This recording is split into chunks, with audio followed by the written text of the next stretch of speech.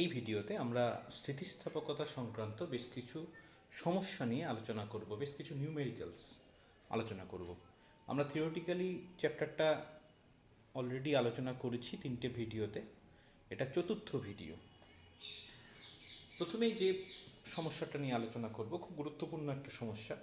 এটা তোমার হায়ার সেকেন্ডারির জন্য যেমন ইম্পর্টেন্ট, তেমনি জয়েন্ট এন্ট্রান্স বা অন্যান্য পরীক্ষার জন্য সমানভাবে ইম্পর্টেন্ট এমসিকিউর ক্ষেত্রে।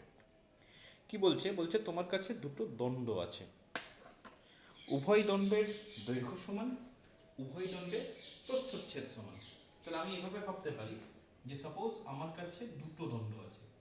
এই মনে করো একটা দণ্ড, এর দৈর্ঘ্য সাপোজ এল, ক্ষেত্রফল সাপোজ স্মল এ।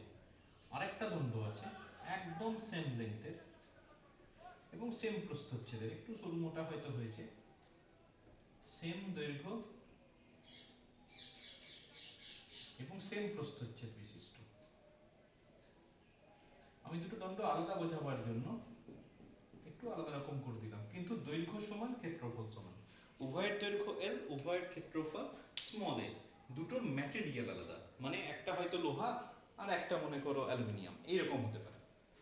তো এবার বলা হয়েছে যে এই দণ্ড দুটোকে পরপর লাগিয়ে দেওয়া হলো, মানে তুমি বলতে পারো একটা শ্রেণী সমবায়ের মতো, যে এটাকে একটার পর একটা যোগ করে দিলাম। তাহলে মনে করো এরকম ভাবে দুটো দণ্ডকে আমি যোগ করে দিলাম। মনে করো উপরে প্রথম দণ্ডটা ছিল, নিচে দ্বিতীয় দণ্ডটা হয়েছে। তাহলে এখন দৈর্ঘ্য কত হবে? উপরেরটা ওয়েল, নিচেরটা ওয়েল। তাহলে এখন যে সিস্টেমটা পেলাম তার দৈর্ঘ্য হয়ে গেল 2l। কিন্তু একটা জিনিস খেয়াল করো, ক্ষেত্রফল কিন্তু এই থাকবে, কারণ ক্ষেত্রফল তো আর 2a হবে না, উপর নিচে এইভাবে লাগিয়ে দিয়েছি। তাহলে সেক্ষেত্রে একসঙ্গে লাগাবার ফলে দণ্ড সংস্থাটির দৈর্ঘ্য হবে 2l, কিন্তু ক্ষেত্রফলটা স্মল এ থাকবে। তবে প্রশ্ন কি দিয়েছে? প্রশ্ন দিয়েছে যে এই সংস্থাটার তুল্য ইয়ং গুণাঙ্ক কত হবে। Find the equivalent youngs modulus for the system. আচ্ছা, ইকুইভ্যালেন্টের কনসেপ্ট অলরেডি তোমরা করেছো, আগেও আমরা আলোচনা করেছি, ক্লাস 10-এ ছিল রোধের জন্য ইকুইভ্যালেন্ট রোধ, তুল্য রোধ। তো ইকুইভ্যালেন্ট মানে যেটা বোঝায় যে আমি একটাই দণ্ড ব্যবহার করব, মানে একটা ম্যাটেরিয়ালের দণ্ড ব্যবহার করব যেটা এটা এই দুটোর কাজ একা করবে, ঠিক আছে? বাকি সব কোয়ালিটি সেম থাকবে, কিন্তু ওই দুটো মিলে যা এফেক্ট দিচ্ছে ও একাই সেই কাজ করবে। এটা হচ্ছে মূল ব্যাপার। আচ্ছা, ধাপে ধাপে গোটা ব্যাপারটা ভাবা যাক। তাহলে আমার কাছে প্রথমে ইন্ডিভিজুয়ালি দুটো দণ্ড ছিল যাদের দৈর্ঘ্য সমান আর ক্ষেত্রফলও সমান। তো আমি ভাবছি যে উভয় দণ্ডে আমি এফ বল প্রয়োগ করলাম। খালি আলাদা কি? আলাদা হচ্ছে ম্যাটেরিয়াল। সাপোজ এটার ইয়ং গুণাঙ্ক y1 আর এটার ইয়ং গুণাঙ্ক y2। You will have to find out what is the equivalent Young's modulus of the system. আচ্ছা, তাই যদি হয়, দেখো আমি প্রথম দণ্ডটার জন্য অবশ্যই লিখতে পারি y1, একদম প্রথমে, এখনো যোগ করিনি, y1 equal to f by a divided by, আচ্ছা এটা দৈর্ঘ্য বৃদ্ধিটা আমি কিছু ধরিনি, আমি ধরে নিলাম এই যে f বল প্রয়োগ করলাম এর ফলে এর একটা দৈর্ঘ্য বৃদ্ধি হবে। আমি ধরে নিলাম প্রথমটার জন্য এটার মান L1, আর দ্বিতীয় দণ্ডের ক্ষেত্রে যখনই আমি ওই বলটা প্রয়োগ করব তখন তার দৈর্ঘ্য বৃদ্ধি হয়ে যাচ্ছে L2। তাহলে আমি এটার ক্ষেত্রে লিখতে পারি this is equal to L1 by L। আশা করছি আপত্তি নেই। আমি কি লিখেছি? y ইকুয়াল টু পীড়ন বাই বিকৃতি। তাহলে এখান থেকে আমার লেখা যেতে পারে যে L1 by L this is equal to f by a y1. Similarly L1 equal to আমি লিখে দিতে পারি f L by a y1, equation number 1। তাহলে প্রথম দণ্ডটা বা প্রথম তারটার কতটা দৈর্ঘ্য বৃদ্ধি হবে সেটা আমি ইকুয়েশন নাম্বার 1 থেকে পেয়ে যাব। তাহলে একই রকম ভাবে যখন আমি দ্বিতীয় দণ্ডতে আমি f বল প্রয়োগ করব তখন আমি কি পাবো? L2। সেই L2টা কত হবে? f into L a y2। এটার ক্যালকুলেশন করে দেখাবার দরকার নেই, তুমি খালি এখানে লিখে দেবে অনুরূপে, সিমিলারলি। এটা আমরা করতে পারি। আমি জাস্ট 1 এর জায়গায় 2 লিখছি, আর কিছু লিখছি না। যেহেতু গোটা ব্যাপারটা আইডেন্টিক্যাল, এই দুটোর শেপ আইডেন্টিক্যাল, দুটোতে আমি সমপরিমাণ বল প্রয়োগ করছি, তাহলে সেক্ষেত্রে এভাবে আমি গোটা জিনিসটা করে দিতে পারি। বেশ, এবার তুমি সিস্টেমে চলে যাও। তাহলে এখন আমি যদি সিস্টেমে চলে যাই তাহলে সেক্ষেত্রে আচ্ছা, সিস্টেমে কি বলেছে? সিস্টেমে বলেছে তুল্য ইয়ং গুণাঙ্ক নির্ণয় করতে হবে। তাহলে আমি আরেকবার মনে করিয়ে দিচ্ছি তুল্য বা ইকুইভ্যালেন্টের কনসেপ্ট কি।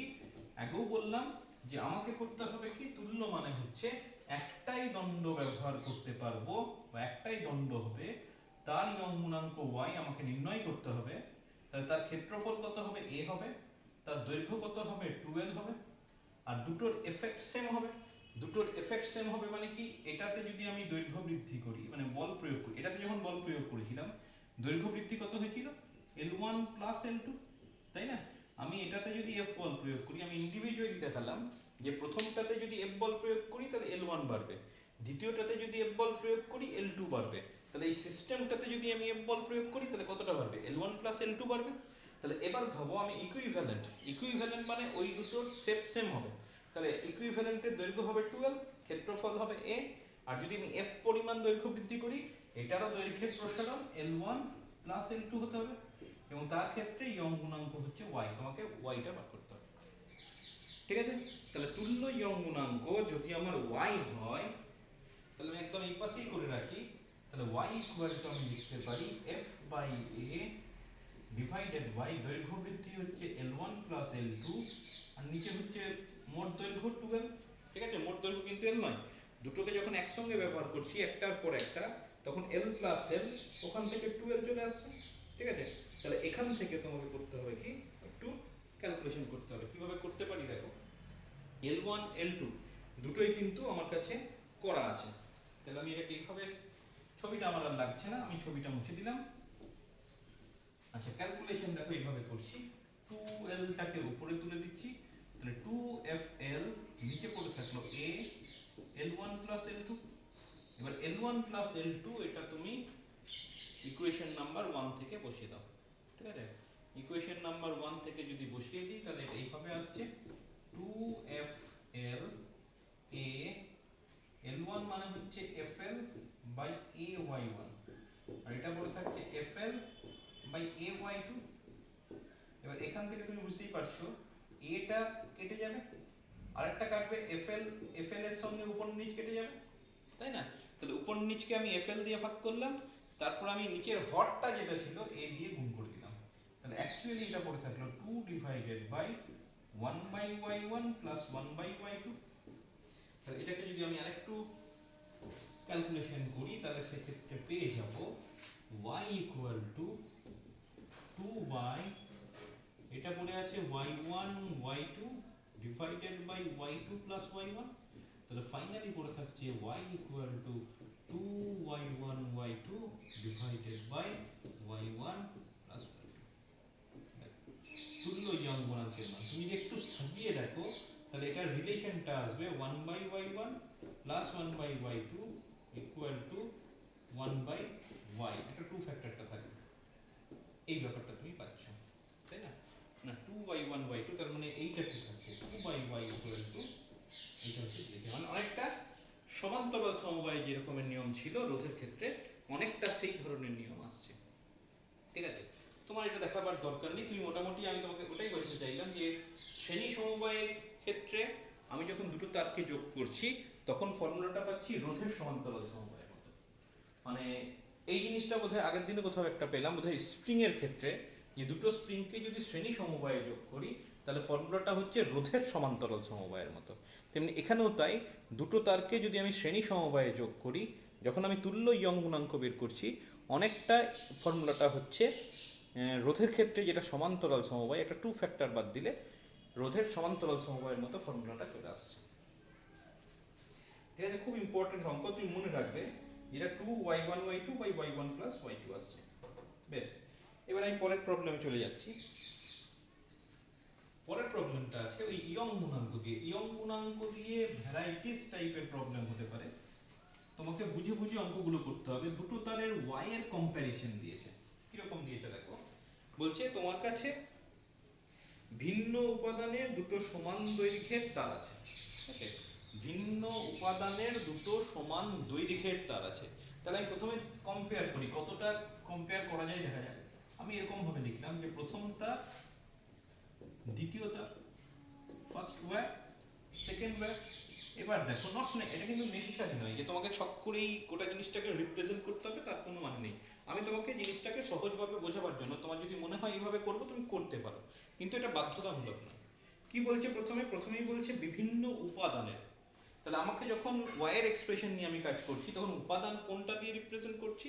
উপাদান দিয়ে রিপ্রেজেন্ট করছি ওয়াই কে। তাহলে দুটোর উপাদান আলাদা। তাহলে আমি ভাবতে পারি প্রথমটার ইয়ং গুণাঙ্ক y1 আর সেকেন্ডটার ইয়ং গুণাঙ্ক y2। প্রথমে উপাদান আলাদা করলাম। তারপরে বলেছে দুটি সমান দৈর্ঘ্যের তারের, দুটি সমান দৈর্ঘ্যের তারের। তাহলে L1 সমান যদি আমি L বলি, তাহলে L2 সমান আমি L বলবো। আশা করছি আপত্তি নেই। এটা হয়ে যাচ্ছে দুটি সমান উপাদান, ম্যাটেরিয়াল।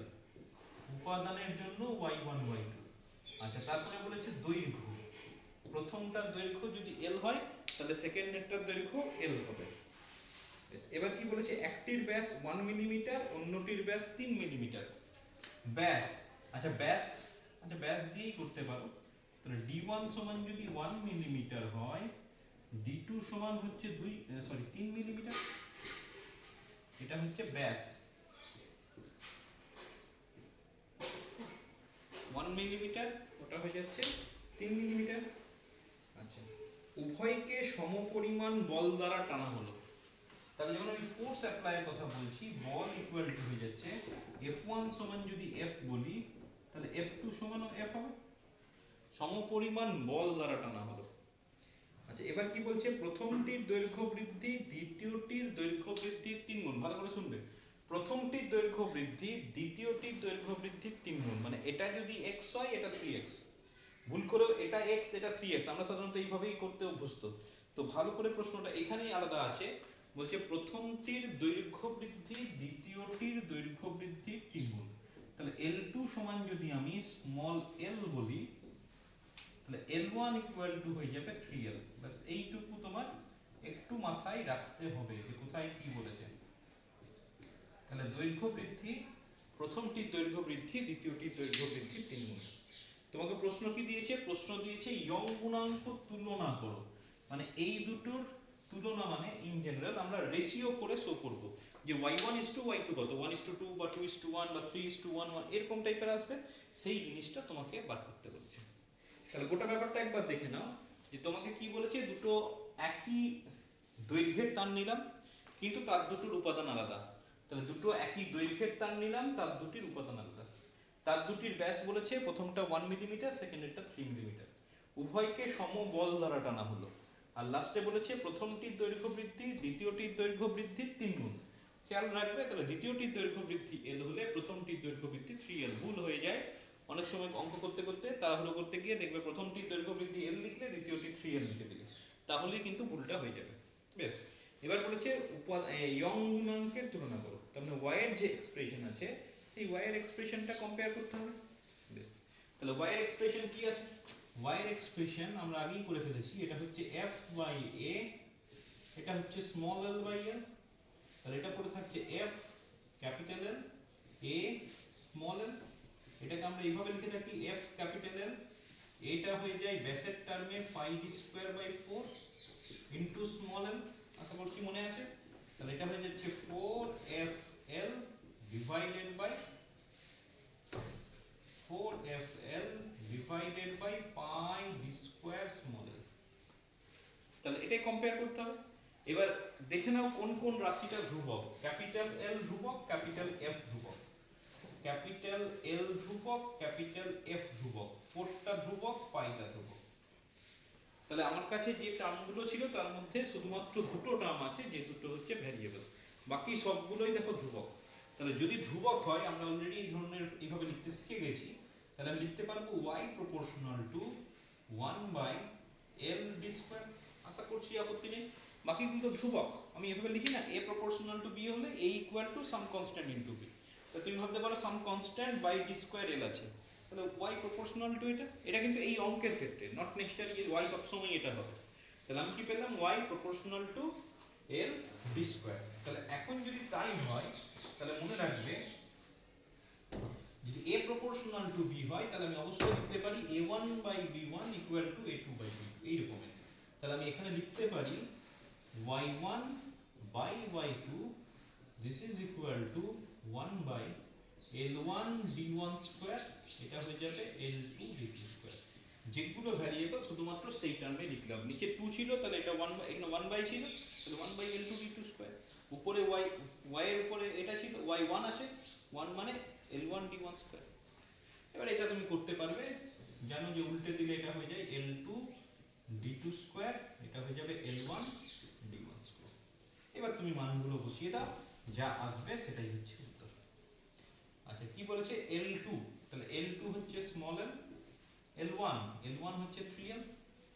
আচ্ছা D2, আচ্ছা এখানে দেখো একটা জিনিস যে মিলিমিটারে আছে, আমি সেন্টিমিটার বা মিটার করার কোনো চেষ্টাই করিনি, ইউনিটই রেখে দিয়েছি। কেন করিনি তার কারণ হচ্ছে আমি কম্পেয়ার করছি। কম্পেয়ার করলে সবসময় রেশিও চলে আসে, আর যখনই তুমি রেশিও নিয়ে নেবে d2/d1 হোক বা d1/d2 হোক, মিলিমিটার কেটে যাবে। এটা যদি কিলোমিটার থাকতো তাতেও কোনো অসুবিধা ছিল না, ঠিক আছে? সেই জন্য এক্ষেত্রে আমি যেহেতু রেশিও করে রিপ্রেজেন্ট করবো, সুতরাং তুমি যদি ইউনিটটাকে চেঞ্জ নাও করো তাহলেও কিন্তু অঙ্ক কোথাও কোনো ভুল আসবে না এবং তোমার নাম্বার কাটার কোনো প্রশ্ন নেই। আচ্ছা তাহলে d2/d1, d2 স্কয়ার, এটা 3 স্কয়ার, আর এটা হয়ে গেল 1 স্কয়ার, তার মানে এটা পড়ে থাকছে 9, তার রেজাল্ট হয়ে গেল 3/1। মানে সেক্ষেত্রে আমি বলতে পারি y1 is to y2 equal to 3:1। ঠিক আছে, y1 is to y2 পড়ে থাকছে 3:1।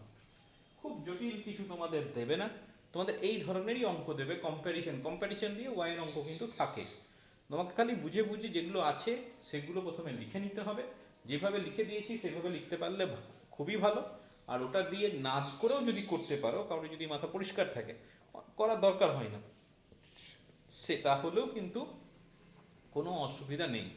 আর ওই জিনিসটা রাখবে যে যেগুলো কনস্ট্যান্ট রাশি, মানে কোনো ওয়াই এর এক্সপ্রেশনে ছিল, দেখো সেগুলোকে আমি ধ্রুবক বলে প্রথমেই বাদ দিলাম এবং সমানুপাতিকে ওইগুলো ব্যবহারই করিনি। তাহলে সেক্ষেত্রে আমার যখন ক্যালকুলেশন করব অনেকগুলো টার্ম কমে যাবে। আদারওয়াইজ তুমি যদি এফ এল একবার করে লিখতে, তারপর কাটাকাটি করতে, অনেকটা বাড়তি স্টেপ করতে হতো। সেই ব্যাপারগুলো একটু খেয়াল করে করলে অনেক সহজে অঙ্কগুলো করে ফেলা যায়। বেশ, নেক্সট একটা প্রবলেম দিচ্ছে, দেখো এই প্রবলেমগুলো খুব ইম্পর্টেন্ট এবং পরীক্ষায় খুব আসে। বলছে তোমার কাছে একটা তার আছে, যে কোনো টাইপের একটা তার আছে, বস্তুর স্থিতিস্থাপক হতে হবে। তো বলছে তারটাতে তুমি বল প্রয়োগ করবে এবং বল প্রয়োগ করার ফলে দেখা গেল তারটা কোনো আয়তনের পরিবর্তন হলো না, এক্সপেক্টেড আয়তনের কোনো পরিবর্তন হবে না। দৈর্ঘ্য পরিবর্তন হতে পারে, দৈর্ঘ্য বাড়লে তার ক্ষেত্রফল কমবে, কিন্তু আয়তনগত কোনো পরিবর্তন হবে না। বলছে একটা তারের দৈর্ঘ্য L, the length of a wire, এটা বলেছে স্মল l, তারটির ব্যাসার্ধ বলেছে radius of the wire small r, দৈর্ঘ্য L, ব্যাসার্ধ স্মল r। এবার বলেছে বল প্রয়োগে তারটির দৈর্ঘ্য বৃদ্ধি করা হলো, মানে একটা তার আছে, তারটার একটা প্রান্ত আটকে দিয়েছি, অন্য প্রান্তে বল প্রয়োগ করলাম, তারটা দৈর্ঘ্যে বেড়ে গেল। ঠিক, প্রশ্ন দিয়েছে যদি আয়তনের পরিবর্তন না হয়, ভেরি মাচ এক্সপেক্টেড যে আমার এখানে আয়তনগত কোনো পরিবর্তন হবে না। যদি আয়তনের পরিবর্তন না হয় তাহলে বলেছে দেখাও, you will have to show. কি শো করতে হবে? যে আমার সিগমা ইকুয়াল টু 0.5। সিগমা মানে এখানে আমার পয়সন অনুপাত। ঠিক, কিরকম একটা অদ্ভুত টাইপের অঙ্ক দেখো, যে এখান থেকে তোমার বলেছে আয়তনগত পরিবর্তন হবে না, কিন্তু সেখান থেকে তোমাকে দেখাতে হবে সিগমা ইকুয়াল টু 0.5। সিগমা মানে কি ছিল? পার্শ্বীয় বিকৃতি বাই অনুদৈর্ঘ্য বিকৃতি, অবভিয়াসলি ইলাস্টিক লিমিটের কথাটা বলতে হবে। তাহলে মূল কথা হচ্ছে পার্শ্বীয় বিকৃতি বাই অনুদৈর্ঘ্য বিকৃতি ইকুয়াল টু 0.5 আনতে হবে। আর কোনো তথ্য তোমার এখানে দেওয়া নেই, শুধুমাত্র এল আর আরেকটি তথ্য দেওয়া আছে যেটা ভি ইকুয়াল টু কনস্ট্যান্ট, এবং সেটা কিন্তু সব ক্ষেত্রেই প্রযোজ্য। যেহেতু কনজারভেশন অফ মাসের কথা বলতে পারো, যেহেতু ডেনসিটিটা সেম থাকছে, মানে একটাই তারে ব্যবহার করছি, তার একটা তারেই বল প্রয়োগ করছি, তাহলে সেক্ষেত্রে তার ভলিউমটা অবশ্যই কনজার্ভ থাকবে। এখন এই তথ্যগুলো থেকে কিভাবে আমি সিগমার মান আনতে পারবো? তাহলে দেখো আমি একটা তারের কথা বলছি, তাই তো? সে তারটা কিরকম দেখতে? তারটা এরকম দেখতে, মানে খুব বড়। যদি তুমি লেন্সের সাহায্যে দেখো একটা তার কিন্তু এরকম দেখতে হয়। আমি লম্বাটা খুব বেশি দেখালাম না, মেন শেপটা হচ্ছে এরকম দেখতে, এটা কার মতো দেখতে, সিলিন্ডার বা চোঙের মতো। তাহলে এরকম একটা চোঙাকার তারে দৈর্ঘ্য আর ব্যাসার্ধ দেওয়া আছে, দৈর্ঘ্য বলেছে এল আর ব্যাসার্ধ বলেছে আর। তাহলে সেক্ষেত্রে আয়তন কত হবে, তাহলে আমি বলে দিতে পারি the volume of the wire, আয়তন ভি ইকুয়াল টু কি পড়ে থাকবে, পাই আর স্কয়ার এল। আশা করছি চোঙের আয়তন ফর্মুলা জানা আছে, পড়েছো নিশ্চয়ই। তাহলে চোঙের আয়তন হয়ে যাবে V equal to pi r square l. আচ্ছা বেশ, এবার কি বলেছে, ভলিউম কনস্ট্যান্ট। এই যে ভলিউম কনস্ট্যান্ট, এটা একটা খুব গুরুত্বপূর্ণ তথ্য এই ক্ষেত্রে। যদি আলাদা করে দেওয়া নাও থাকতো তাহলেও তোমাকে ওটা ব্যবহার করে অঙ্কটা করতে হতো। আচ্ছা, ভলিউম কনস্ট্যান্ট মানে কি, যে আমি ভলিউমের কোনো পরিবর্তন হবে না। অ্যাকচুয়ালি এই অঙ্কটা ডিফারেন্সিয়েশন বা অবকলন ব্যবহার করে করতে হবে, যেটা অনেকের ক্ষেত্রে যদি অবকলন ভালো করে করা না থাকে তাহলে সেক্ষেত্রে সমস্যা হতে পারে বুঝতে। তো এখানে যখনই আমার ভিটা কনস্ট্যান্ট বললো, তার মানে হচ্ছে d of V equal to zero. D of V মানে change in volume, d small ডিটা সবসময় change, dx change in distance, যদি বলি ডিএফ চেঞ্জ ইন ফোর্স, এইভাবে। তাহলে এখানে ভি যদি ভলিউম বলো তাহলে dv that represents change in volume, আয়তনগত পরিবর্তন। তাহলে আমি এখানে লিখে দিতে পারি যে এক্ষেত্রে this is equal to constant, এই লাইনে লিখে ফেললাম, ধ্রুবক দেওয়াই আছে। তাহলে আমি বলতে পারি ডিভি ইকুয়াল টু জিরো। এবার প্রশ্ন হচ্ছে ডিভি, তাহলে d of pi r square l equal to zero. এবার d of pi r square l যখন করবে, এখানে পাইটা কনস্ট্যান্ট, এটা একটা ভ্যারিয়েবল, এটা একটা ভ্যারিয়েবল, মানে দৈর্ঘ্য পরিবর্তন হলে ব্যাসার্ধের পরিবর্তন হবে। তাহলে এই দুটো ভ্যারিয়েবল, তাহলে পাইটাকে আমি বার করে দিতে পারি। আমি আরেকটা লাইন কি করে লিখলাম, d of r square l equal to zero. যেহেতু রাইট হ্যান্ড সাইডটা জিরো আছে, তাহলে পাই যেহেতু কনস্ট্যান্ট আমি বের করে দিতে পারি, বাদ দিয়ে দিতে পারি। আচ্ছা, এবার এটাকে ডিফারেন্সিয়েশন করতে হবে। কি হবে, প্রথমে আর স্কয়ারটাকে ফার্স্ট ফাংশন ধরলাম ইনটু ডিএল প্লাস, এবার এলটাকে ফার্স্ট সেকেন্ড ফাংশন হয়ে গেল, এলটা কনস্ট্যান্ট, এটার উপর ডেরিভেটিভ, এটার ডেরিভেটিভ করলে কত আসবে, 2r dr ইকুয়াল টু 0। এই জেনারেল ডেরিভেটিভ কাউরির সাপেক্ষে নয়, উইথ রেসপেক্ট টু নান, এখানে ডি জাস্ট সিম্পল ডেরিভেটিভ। তাহলে কি পেলাম, r square dl equal to this. তাহলে এখান থেকে পড়ে থাকছে 2rl dr, ওটাকে আমি বাঁ দিকে রাখছি, 2rl dr equal to minus r square dl। একটু সাজানো যাক, এটাকে আমি লিখতে পারি dr বাই r, এই যে এখানে একটা r আছে, এখানে একটা r স্কয়ার আছে। তাহলে এই দুটো যদি আমি এভাবে কাটাকাটি করি, তাহলে এখানে শুধু r পড়ে থাকবে, তাহলে dr বাই r হয়ে গেল, এই যে dr বাই r। আর এটার জন্য পড়ে থাকছে মাইনাস হাফ, দেখো পড়ে থাকছে dl বাই l, ঠিক আছে, dl, আর এখানে আছে l, এখানে dl আছে, এখানে l আছে, ঠিক। এবার মনে করে দেখো, সিগমা যখন আমি করেছিলাম, আমি বলেছিলাম ডিফারেন্সিয়াল ফর্মে পার্শ্বীয় বিকৃতি আমি লিখতে পারি dr বাই r, আর এটা অনুদৈর্ঘ্য বিকৃতি dl বাই l। ওখানে d অফ ক্যাপিটাল D বলেছিলাম ব্যাসের টার্মে, তো ব্যাসের টার্মে যেটা করব ব্যাসার্ধের টার্মেও তাই হবে, কারণ ব্যাসার্ধ যে একটা টু ফ্যাক্টর, এবং এখানে একটা মাইনাস সাইন থাকে, এগুলো আলোচনা হয়েছে। তাহলে তুমি খেয়াল করে দেখো dr বাই r আর dl বাই l আমি যদি ভাগ করে দিই, তাহলে এখানে পড়ে থাকছে dr বাই r, এখানে পড়ে থাকছে dl বাই l, মাইনাস সাইনটা যদি আমি নিয়ে নিই, দেখো পড়ে থাকছে হাফ, হাফ মানে 0.5। কত সিম্পল, কিন্তু তোমাকে ডিফারেন্সিয়েশনের ধারণাটা খুব পরিষ্কার রাখতে হবে, তা না হলে কিন্তু এই অংশটা তোমার বুঝতে অসুবিধা হবে। তবে এই ধরনের অঙ্ক পরীক্ষাতে আসে, 11 এর পরীক্ষাতে আসে, ততদিনে তোমার অবকলন আরেকটু ভালো নিশ্চয়ই হয়ে যাবে, পরীক্ষা যাবে হবে। তো যাই হোক, দেখে রেখো স্টেপগুলো, তোমাকে এইভাবে ডিফারেন্সিয়েশন ছাড়া অন্য পদ্ধতিতেও যে করা যায় না তা নয়, অন্য পদ্ধতিতেও করা সম্ভব, কিন্তু এখানে আমি যত সহজে কতগুলো লাইনে করলাম, আমি যদি এই লাইনটা বাদও দেখাতে 4-5টা লাইন লেগেছে, ওখানে তোমার অনেক বেশি লাগবে। সুতরাং ওই জেনারেল পদ্ধতিতে আমি আর করে দেখালাম না, বা করার দরকার নেই, তুমি এটাকেই ভালো করে প্র্যাকটিস করার চেষ্টা করবে। বেশ, সিমিলার আরেকটা প্রবলেম খুব আসে পরীক্ষাতে, একদম সিমিলার টাইপের একটা প্রবলেম। ওই তোমাকে বলেছে তোমার কাছে একটা তার আছে, ওই একই রকম, এই তারটার মনে করো দৈর্ঘ্য l, তারটার ব্যাসার্ধ স্মল d, ব্যাসার্ধ বলেছে r। এবার প্রশ্ন দিয়েছে যে আরেকটু বলে দিয়েছে যে তারটার দৈর্ঘ্য যেমন l, ব্যাসার্ধ স্মল r। তো তোমার বলে দিয়েছে তারটির অনুদৈর্ঘ্য বিকৃতি। অনুদৈর্ঘ্য বিকৃতি হচ্ছে স্মল ই। অনুদৈর্ঘ্য বিকৃতি নিশ্চয়ই বুঝতে পারছো। অনুদৈর্ঘ্য বিকৃতি মানে ডিএল বাই এল, দৈর্ঘ্যগত পরিবর্তন বাই প্রাথমিক মাত্রা। তাহলে e equal to dl by l ওটা দেওয়া আছে।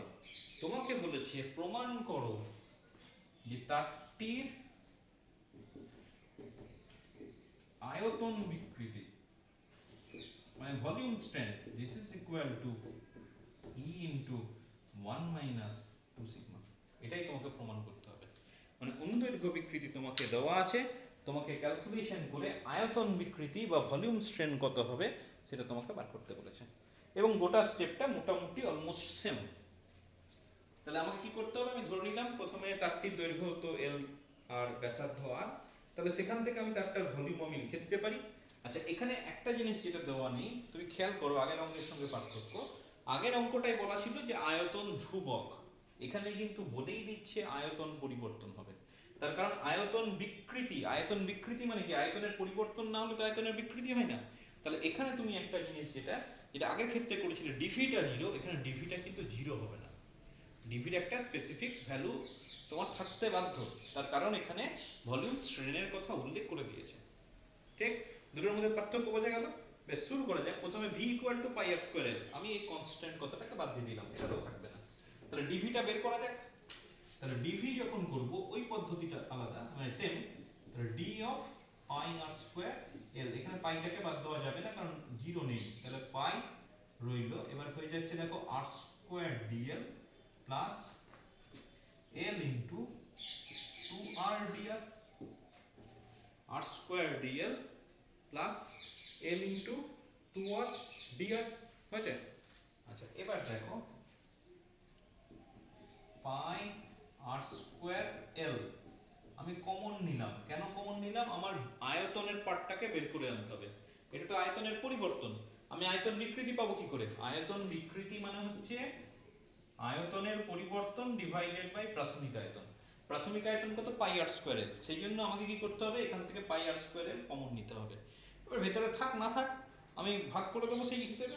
তাহলে এখানে কি আছে, আর স্কোয়ার এল কমন নিয়ে নিয়েছি, তাহলে আর স্কোয়ারটা ছিল, তাহলে ওটা নিয়ে ভাবার দরকার নেই।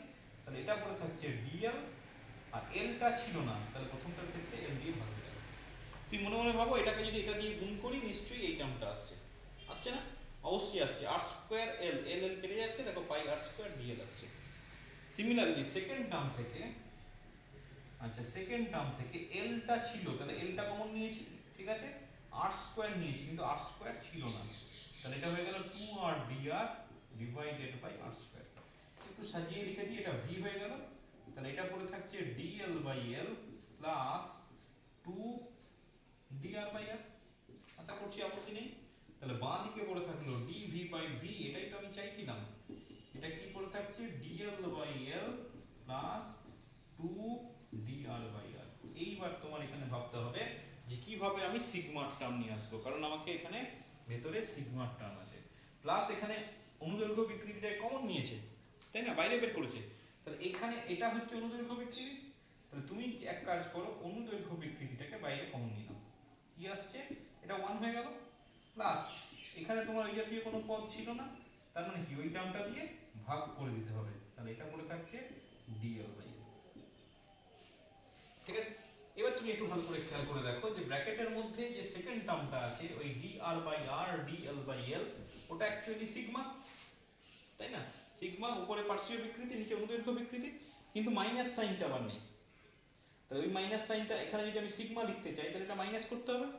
তাহলে আমি লিখে দিতে পারি দেখো dv বাই v, এটা dl বাই l, তাহলে এটা চলে এলো, এটা হয়ে যাবে 1 মাইনাস 2 সিগমা। যেখানে তুমি লিখে দেবে sigma equal to with minus sign dr by r dl by l। দেখো প্রমাণিত, তাই না? তাহলে এটাকে তুমি dv বাই v না লিখে শেষ লাইনে লিখে দেবে দিস ইজ ইকুয়াল টু আয়তন বিকৃতি, ভলিউম স্ট্রেন। প্রমাণিত। এটাও কিন্তু পরীক্ষাতে খুব কমন প্রশ্ন, পরীক্ষাতে খুব আসে এই প্রমাণটা, দেখে রাখবে ভালো করে। হ্যাঁ, ডিফারেন্সিয়েশন ভালো করে না হলে এই পার্টগুলো বুঝতে তোমার অসুবিধা হবে। আশা করছি এতদিনে ডিফারেন্সিয়েশন হয়ে যাওয়ার কথা বা হয়ে গেছে। বেশ ভালো করে ডিফারেন্সিয়েশনটাই প্র্যাকটিস করবে, তাহলে সেক্ষেত্রে এই পার্টগুলো বুঝতে খুব সহজ হয়ে যাবে। বেশ, এইবার কয়েকটা অঙ্ক দেখো, দুটো অঙ্ক আছে। বলছে একটা পদার্থের উপাদানের ইয়ং গুণাঙ্ক, ইয়ং গুণাঙ্ক is given 18.5 into 10 to the power 10 newton per metre square. একটি পদার্থের উপাদানের ইয়ং গুণাঙ্ক হচ্ছে এটা, এবং সিগমাটাও দেওয়া আছে। সিগমা কত বলেছে? 0.238। দেখে নাও 0.5 এর কম, যেটা বলেছিলাম আমরা 0.238। প্রশ্ন কি দিয়েছে? তার কে কত, মানে আয়তন বিকার গুণাঙ্ক কত, আর এন কত, দৃঢ়তা গুণাঙ্ক কত। বলেছিলাম এই টাইপের দুটো রিলেশন, চারটা রিলেশন আমি করেছিলাম, চারটার মধ্যে বলেছিলাম প্রথম দুটো অবশ্যই করে রাখবে। তো তুমি খেয়াল করে দেখো ওই প্রবলেম থেকে, ওখান থেকে কিন্তু তোমার অঙ্কগুলো হয়ে যাবে। তো দেখো আমার এরকম রিলেশন ছিল, একদম প্রথম রিলেশনটা most probably y equal two ছিল 3k ইনটু 1 মাইনাস 2 সিগমা। তাহলে এখান থেকে k বের করতে হবে, তাহলে এটা পড়ে থাকছে y by 3 into 1 minus 2 sigma. তুমি খেয়াল করে দেখো, তুমি যদি ফর্মুলাটা মুখস্থ করে রেখে দাও, এই ফর্মুলাটা যদি মনে থাকে, তাহলে অঙ্কটার মধ্যে কিছু নেই, জাস্ট তোমাকে মান বসানো কাজ। তাহলে এখানে আমি বসে দিলাম 18.5 ইনটু 10 টু দি পাওয়ার 10, সব এসআই আছে, 3 সিগমার তো কোনো একক হয় না, তাহলে 1 মাইনাস 0.238। বাকিটা ক্যালকুলেশন, আর কিছুই নেই, তাই না? তাহলে তুমি, তোমার কাজ হচ্ছে তুমি রিলেশনগুলো ঠিকঠাক মনে রাখো। এটা ক্যালকুলেশন করবে, আমি আর করলাম না। আচ্ছা, আরেকটা সেকেন্ড রিলেশন যেটা ছিল y equal to 2n into 1 plus sigma. তাহলে এখানে n এর মান হয়ে যাচ্ছে y divided by 2 into 1 plus sigma. তাহলে এটা হয়ে গেল 18.5 into 10 to the power 10 divided by 2 into 1 plus 0.238। বাস, কাজ হয়ে গেল। বাকিটা তুমি ক্যালকুলেশন করবে, ক্যালকুলেশন করে y আর n এর k আর n এর মান সহজেই আমরা বের করে দিতে পারবো। আচ্ছা, নেক্সট একটা ছোটখাটো থিওরি বলতে পারো। বলছে পীড়নের সঙ্গে যদি আমি বিকৃতির গ্রাফ টানি, তাহলে সেই লেখচিত্রটা কেমন হবে? তো আমরা কি পড়েছি? স্থিতিস্থাপক সীমার মধ্যে পীড়ন বিকৃতির সমানুপাতিক। তাহলে সেক্ষেত্রে একটা স্ট্রেট লাইন গ্রাফ আসা উচিত। কিন্তু তুমি আরেকটা জিনিস এখানে খেয়াল করো, যে স্ট্রেট লাইন গ্রাফ আসবে আমি বুঝতে পারছি, কিন্তু আমাকে তো স্থিতিস্থাপক সীমা পর্যন্ত আঁকতে দেয়নি। বিয়ন্ড দ্যাট, স্থিতিস্থাপক সীমার বিয়ন্ড যদি চলে যায়, তাহলে সেক্ষেত্রে কি হবে? তাহলে এখানে আমি এইভাবে দেখাতে পারি, সাপোজ x অক্ষ বরাবর বিকৃতি প্লট করলাম, স্ট্রেন, আর x অক্ষ বরাবর y অক্ষ বরাবর পীড়ন প্লট করলাম, স্ট্রেস। এবং আমি জানি up to elastic limit it must be a straight line because within elastic limit stress is proportional to strain.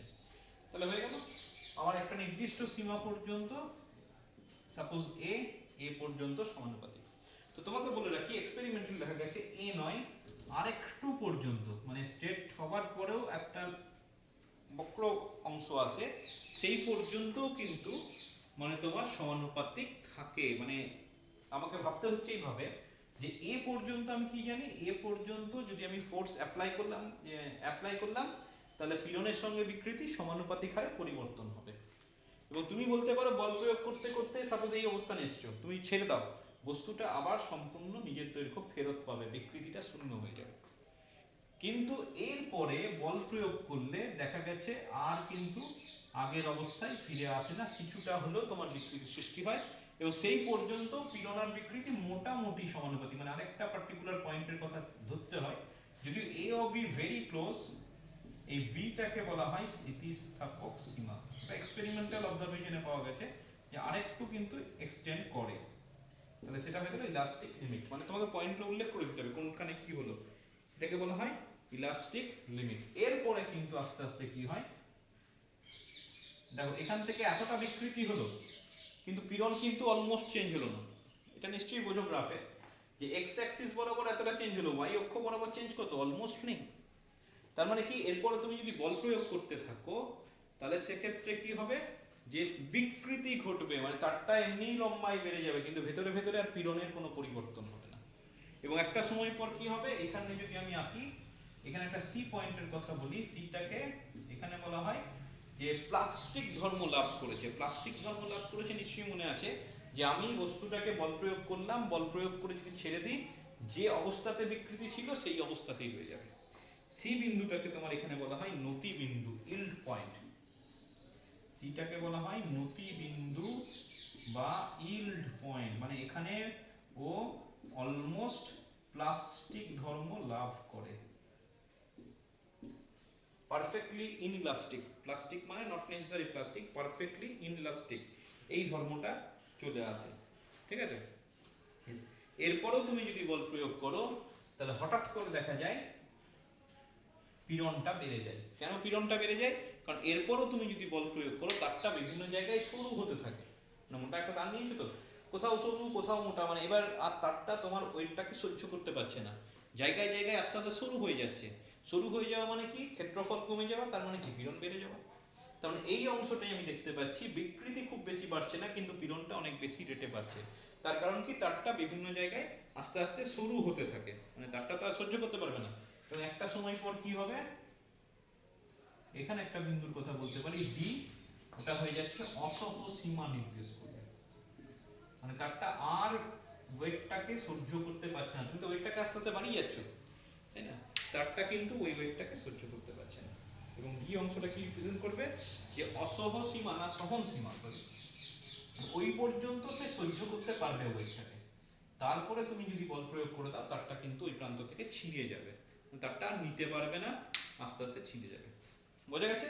এটা তুমি দেখে নেবে যে একটা তার নিচে আমি ওয়েট ক্রমাগত বাড়াচ্ছি, পীড়ন বাড়াচ্ছি মানে কি? ক্রমাগত বাড়াচ্ছি, এইভাবে ভাবতে পারো। ক্রমাগত বাড়াচ্ছি, তারটার অবস্থা কি হবে সেটা আমি আলোচনা করলাম। তাহলে একটা পার্টিকুলার লিমিট পর্যন্ত সে ইলাস্টিসিটি ধর্ম, ইলাস্টিক ধর্ম শো করবে, সেটা হচ্ছে স্থিতিস্থাপক সীমা। তারপরেও তুমি যদি ক্রমাগত বাড়াও তাহলে সেক্ষেত্রে একটা পয়েন্ট পাবো, যখন তারটা আস্তে আস্তে প্লাস্টিক ধর্ম লাভ করবে সেটাকে বলা হচ্ছে ইল্ড পয়েন্ট। তারপরে কি হবে? তারটা বিভিন্ন জায়গায় শুরু হতে থাকবে, আস্তে আস্তে টান নিতে পারছে না, শুরু হয়ে যাওয়ার জন্য পীড়ন বেড়ে যাবে হঠাৎ করে, আর শেষে সহন সীমা একটা পার্টিকুলার লিমিটের পর তারটা ঠিক থাকবে না, ছিঁড়ে যাবে, কোনো কোনো অংশ জায়গা থেকে ছিঁড়ে যাবে। বেশ, গ্রাফ যদি আঁকতে বলে শুধু গ্রাফ কিন্তু আঁকবে না, এবিসিডি লিখবে।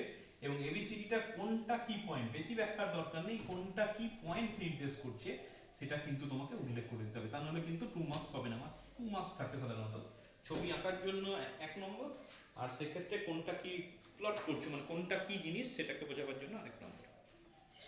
লাস্ট আরেকটা প্রবলেম দিয়ে শেষ করবো, প্রবলেমটা বেশ গুরুত্বপূর্ণ, মানে সব রকম জিনিস একসঙ্গে ধরে নিয়ে অঙ্কটা দিয়েছে। বলছে তোমার কাছে একটা একক বাহু বিশিষ্ট একটা ঘনক আছে। একক বাহু বিশিষ্ট মানে ইচ সাইড ইকুয়াল টু 1 ঘনক। তাহলে আমি ধরে নিলাম বোঝাবার জন্য, সাপোজ এটা হচ্ছে এক্স অক্ষ, এটা হচ্ছে ওয়াই অক্ষ 3 ডাইমেনশনাল, এটা হচ্ছে জেড অক্ষ। আচ্ছা, এটা একক দৈর্ঘ্য বিশিষ্ট, তাহলে আমি ধরে নিলাম প্রত্যেক বাহুর দৈর্ঘ্য হচ্ছে 1। তাহলে এইদিকে হচ্ছে 1, ঘনকটাকে তোমাকে দেখাতে হবে ছবি এঁকে।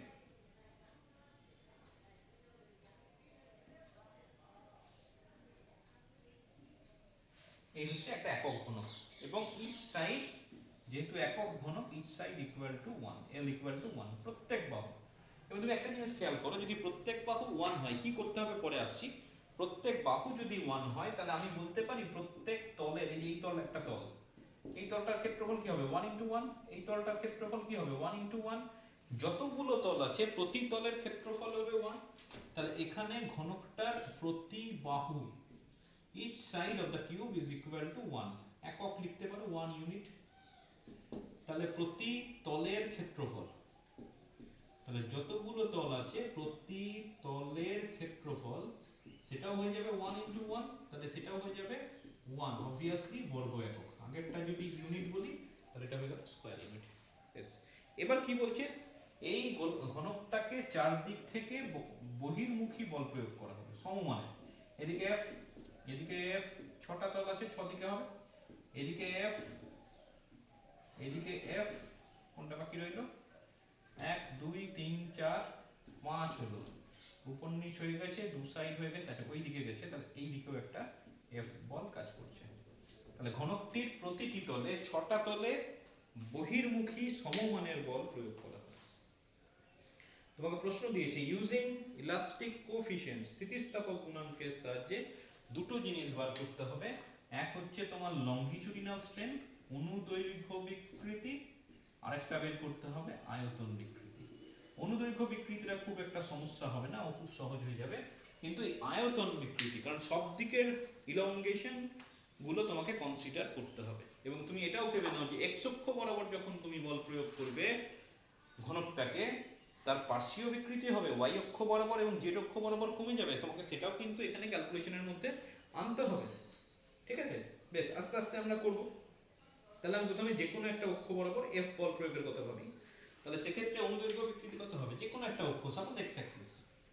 তাহলে আমার অনুদৈর্ঘ্য বিকৃতি তার ফর্মুলা অনুসারে বলতে পারি অনুদৈর্ঘ্য বিকৃতি স্মল এল যদি দৈর্ঘ্য বৃদ্ধি হয় বাই ক্যাপিটাল এল। এবার ক্যাপিটাল এল কত বলেছে, এই যে এটা হচ্ছে ক্যাপিটাল এল, তোমার ফর্মুলা হচ্ছে small l by capital L, তার মানে পড়ে থাকছে এল বাই 1। তাহলে অনুদৈর্ঘ্য বিকৃতি আমি যদি বলি যে কোনো একটা এক্স অ্যাক্সিস বরাবর বল প্রয়োগের কথা যদি বলি, তাহলে সেক্ষেত্রে আমি বলতে পারি অনুদৈর্ঘ্য বিকৃতি হয়ে যাচ্ছে স্মল এল। কিন্তু স্মল এল দিয়ে তো আমি প্রকাশ করতে পারবো না, তাই না? কারণ বলেছে যা কিছু করবে স্থিতিস্থাপক গুণাঙ্কের টার্মে করতে হবে। স্থিতিস্থাপক গুণাঙ্ক দৈর্ঘ্য বিকৃতির ক্ষেত্রে স্থিতিস্থাপক গুণাঙ্ক দুটোই, একটা হচ্ছে ওয়াই একটা হচ্ছে সিগমা, আর যদি কে আনতে পারো আলাদা ব্যাপার। তাহলে এই দুটো টার্মে করতে হবে। তাহলে এল উত্তর নয় নিশ্চয়ই, যদিও আমি অনুদৈর্ঘ্য বিকৃতি হিসেবে পাচ্ছি।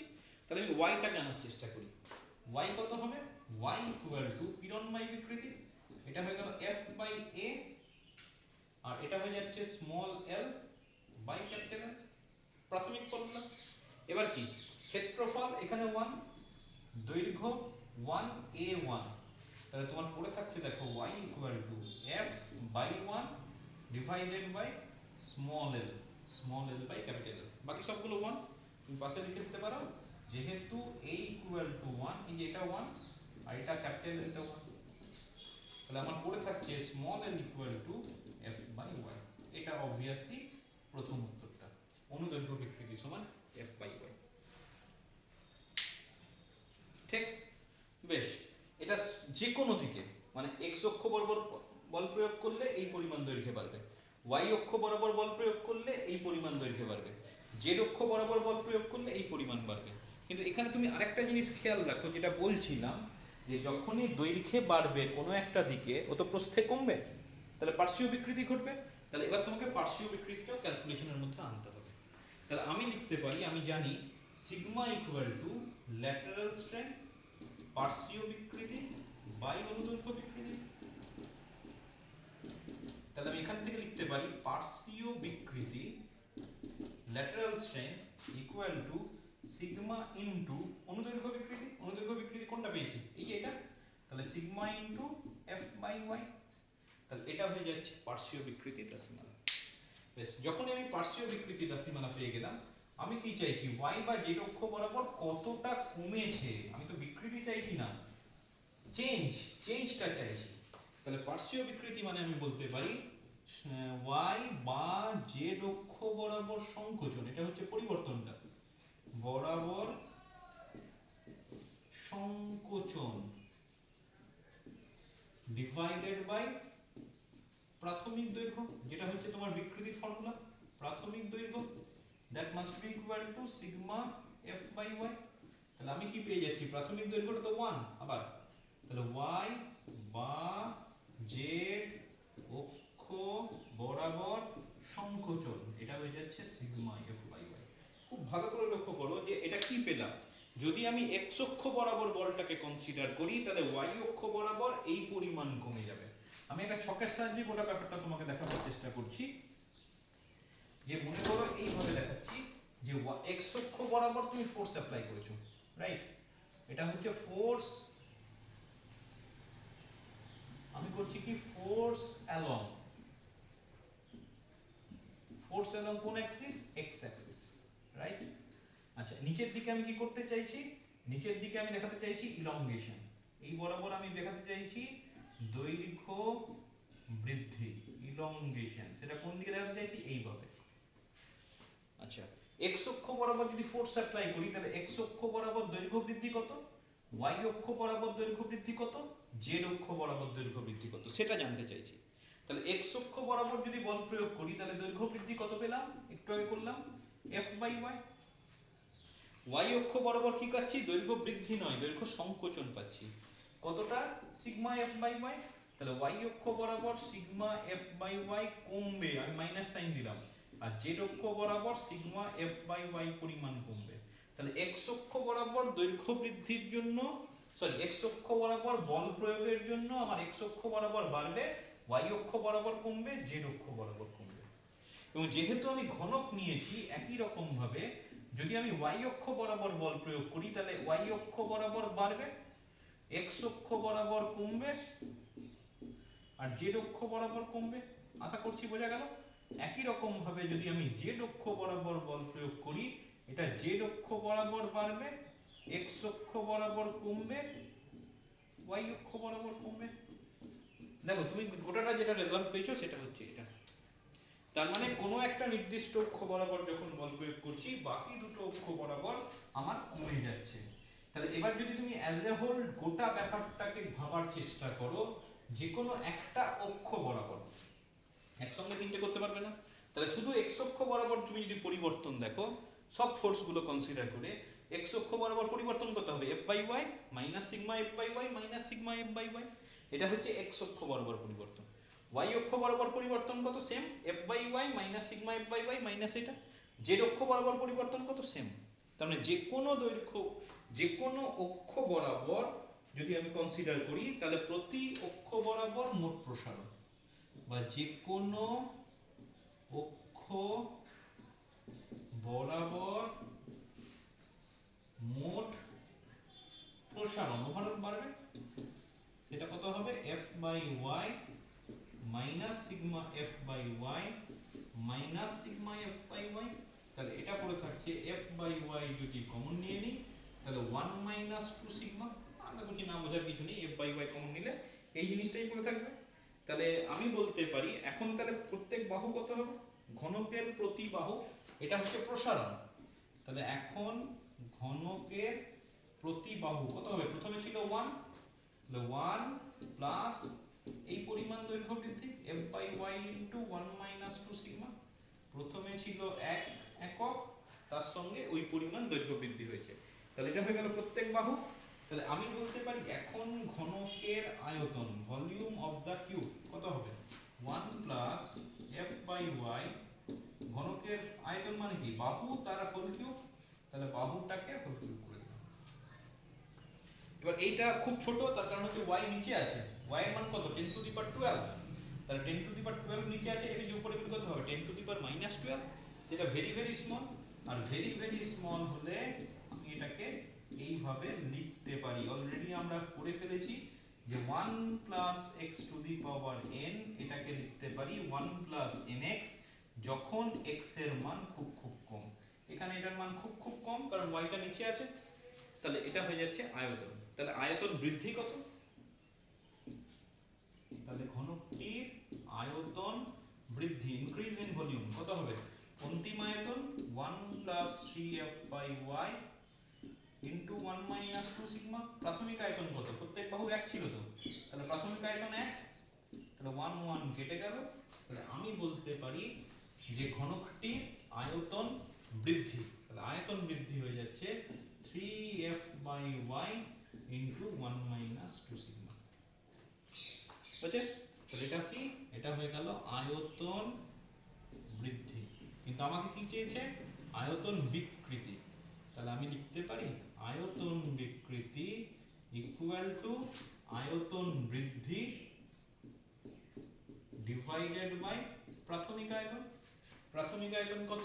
1। প্রত্যেক বাহু তো 1 বলেছিল, তাহলে প্রত্যেক বাহু যদি 1 হয় তাহলে প্রাথমিক আয়তন 1 হবে।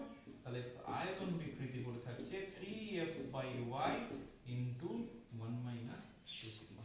এটাই তোমার যেটা চাইছে, এটা হচ্ছে উত্তর। দেখো শুধুমাত্র স্থিতিস্থাপক গুণাঙ্কের টার্মে গোটা প্রবলেমটাকে আমরা সমাধান করলাম। খুব ভালো করে অঙ্কটা পড়বে, কারণ অনেক কিছু একসঙ্গে দেওয়া আছে। তোমাকে প্রত্যেকটা দৈর্ঘ্য বরাবর ফোর্স আলাদা করে ভাবতে হবে। তার জন্য কত দৈর্ঘ্য বৃদ্ধি হচ্ছে সেটার সঙ্গে সঙ্গে তোমার কতটা অন্য অক্ষ বরাবর কতটা দৈর্ঘ্যে কমছে সেটাকেও আনতে হবে। এবং সেটা আনার জন্য তোমার একটাই উপায়, সেটা হচ্ছে সিগমা। সিগমার এক্সপ্রেশন এনে তুমি প্রত্যেক অক্ষ বরাবর দৈর্ঘ্য বৃদ্ধির জন্য অন্য অক্ষ বরাবর কতটা কমছে সেটা বের করে নিলে। তারপর আমি যে ছকটা করেছি সেই ছকটা ভালো করে বুঝবে, তাহলে গোটা ব্যাপারটা তোমার কাছে ক্লিয়ার হবে যে এক্স অক্ষ বরাবর যদি বল প্রয়োগ করি তাহলে এক্স অক্ষ বরাবর বাড়বে, আর ওয়াই আর জেড অক্ষ বরাবর কমবে। যদি ওয়াই অক্ষ বরাবর বল প্রয়োগ করি তাহলে ওয়াই অক্ষ বরাবর বৃদ্ধি পাবে, এক্স আর জেড অক্ষ বরাবর হ্রাস পাবে। যখন আমি জেড অক্ষ বরাবর বল প্রয়োগ করছি তখন জেড অক্ষ বরাবর বৃদ্ধি পাবে, এক্স আর ওয়াই অক্ষ বরাবর কমবে। এই ব্যাপারটা খেয়াল রাখো। নিয়ে এবার কতটা কমবে একটা দেখাবে, বাকিগুলো দেখাবার দরকার নেই, এক্স অক্ষ বরাবর করে দেখাবে যে ওয়াই আর জেড অক্ষ বরাবর কতটা কমছে। এবার সিমিলারলি যেহেতু ঘনক দেওয়া আছে আমি ওটা লিখে দিতে পারি।